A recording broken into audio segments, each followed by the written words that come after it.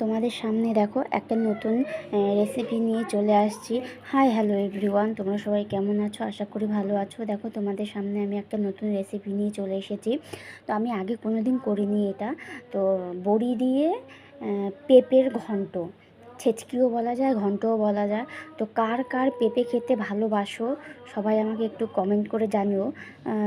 যত সম্ভব বেশিরভাগ মানুষই পেঁপে খেতে পছন্দ করে না, কিন্তু আমার তো বেশ ভালো লাগে। তো আমি আজকে একটু নতুনত্ব করলাম। তো তোমাদের কার কার ভালো লাগে প্লিজ আমাকে একটু কমেন্ট করে জানিও। তো দেখো, আজকে হচ্ছে নিরামিষ নিরামিষ পেঁপেটা করব। পেঁপেটা গ্রেট করে নিয়েছি। তারপরও সেখানে হচ্ছে আদা জিরে পাঁচফোড়ন আর হচ্ছে কারি পাতা দিয়ে আমি এই ঘন্টটা করব। তো আর বড়ি দিয়ে করব।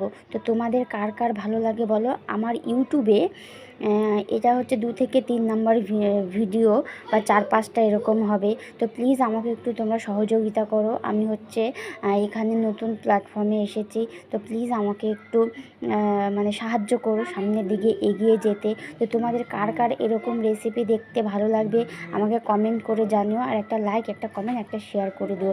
আর তোমরা যদি কে কে নিরামিষ খেতে ভালোবাসো আমাকে একটু কমেন্ট করে জানাবে।